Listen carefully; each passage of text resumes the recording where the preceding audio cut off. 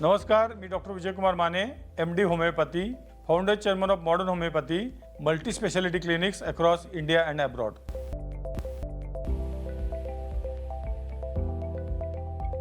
Kidney फेल्युअरच्या कारणांमध्ये खूप वर्ष असणारा डायबिटीस मेलाइटस हे पण एक प्रमुख कारण आहे. त्यामुळं डायबिटीस कंट्रोलमध्ये ठेवायला पाहिजे. मी वारंवार सांगत आलोय की डायबिटीसच्या रुग्ण डायबिटीस हा रिव्हर्सिबल आहे. सुरुवातीच्या काळामध्ये डायबिटीसच्या रुग्णांनी दिवसातून 2च वेळा जेवलं पाहिजे आणि आपलं कार्बोहायड्रेट जास्त असणारं अन्न हे प्रोटीन जास्त असणाऱ्या अन्न रिप्लेस केलं पाहिजे. अन्नामध्ये प्रोटीनचं प्रमाण वाढवलं पाहिजे. जसं की मासे आणि अंडी, आणि जे व्हेज खाणारे लोक आहेत त्या लोकांनी डाळी, स्प्राउट्स म्हणजे मोड आलेलं धान्य, सोयाबीन किंवा पनीर किंवा दूध आणि दह्याचा जास्त प्रमाणात केलेला वापर, यामुळे आपण जास्त प्रोटीन खाऊ शकतो आणि त्याच्यामुळे कार्बोहायड्रेटचं प्रमाण अन्नामधलं कमी होईल. कार्बोहायड्रेट कमी करण्यासाठी भात, बटाटा, रताळी, साखर, गूळ, मैदा हे पदार्थ आपण टाळायला हवेत. भारतीय जेवणाला जरी परिपूर्ण मानलं जात असलं तरी वास्तवात भारतीय जेवण परिपूर्ण नाही. कारण भारतीय जेवणामध्ये कार्बोहायड्रेटचं प्रमाण मोठ्या प्रमाणामध्ये आहे. जसं की भातामध्ये, बटाटामध्ये, रताळ्यामध्ये, साबुदाण्यामध्ये, पुन्हा भाकरीमध्ये,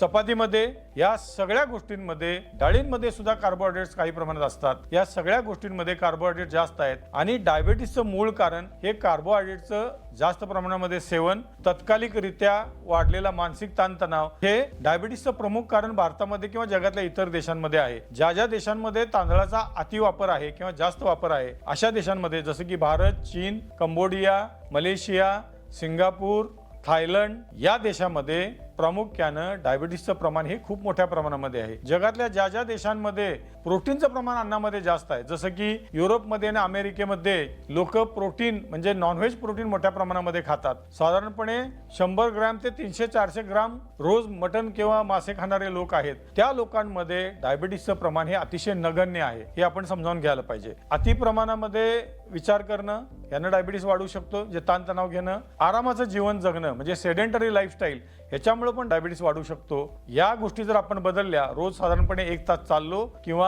2 ते 3 मजली असणाऱ्या बिल्डिंगचे जिने 2-3 वेळा वर खाली केले तरी पण शुगर कमी होण्यामध्ये किंवा जाण्यामध्ये त्याची मदत होते. डायबिटीस झालेल्या रुग्णांनी कन्व्हेन्शनल उपचार पद्धती लगेच न घेता पहिल्यांदा डाएट कंट्रोल करून आणि व्यायाम करून डायबिटीस कंट्रोलमध्ये येतो का हे बघायला पाहिजे. डायबिटीस आमचा अनुभव आहे, ह्याला याच्याबद्दल मतभेद असू शकतील की 200 मिलीग्रॅम पर्यंत शुगर जरी असेल तरी सुद्धा काही लगेच नुकसान होत नाही. पण 200 पेक्षा जास्त प्रमाणामध्ये शुगर असेल, ती जर अति काळ राहिली, म्हणजे साधारणपणे माझ्या पाहण्यामध्ये आहे, पेशंट जे बघतोय मी गेले 30 वर्ष, की 10 ते 15 वर्षानंतर डायबिटीसचे दुष्परिणाम बऱ्याच वेळा दिसू लागतात. बऱ्याच वेळेला डायबिटीस हा सुरुवातीला डायग्नोसिस होत नाही किंवा रुग्ण त्याच्याकडे दुर्लक्ष करतो. डायबिटीसमध्ये सुरुवातीला वारंवार लघवी होणं, वारंवार भूक लागणं ही लक्षणं दिसू शकतात आणि अशा वेळेला रुग्णांनी सावध होऊन रक्त तपासणी करणं आणि डायबिटीसचं डाएट चालू करणं ही महत्त्वाची गोष्ट आहे. डायबिटीसच्या डाएटमध्ये अजून एक गोष्ट आहे की आपण 1 मील अ डे म्हणजे दिवसातून एकदा जरी जेवलं, जे पुरेसं अन्न असेल त्यामध्ये कार्बोहायड्रेट असतील, प्रोटीन असतील, फॅट्स असतील, लिफी व्हेजिटेबल्स असतील, व्हेजिटेबल्स असतील आणि कमी गोड फळं असतील, हे जर आपण केलं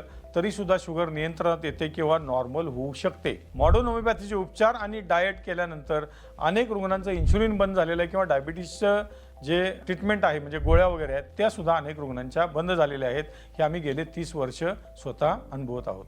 मॉडर्न होमिओपॅथीमध्ये आम्ही 1996 सालापासून विशेष रिसर्च बेस्ड उपचार करत आहोत. गेल्या 30 वर्षांमध्ये आम्ही 2,15,000 पेक्षा जास्त गंभीर आजारांवर किंवा ज्याला इनक्युरेबल डिसीज असं म्हटलं जाते असे आजार जसे की किडनी फेल्युअर आणि इतर आजार यांच्यावर यशस्वी उपचार केलेले आहेत. आपण स्वतःची काळजी घ्या. काही लक्षण दिसली तर न घाबरता आमच्याशी संपर्क करा आणि निरोगी आयुष्य जगा.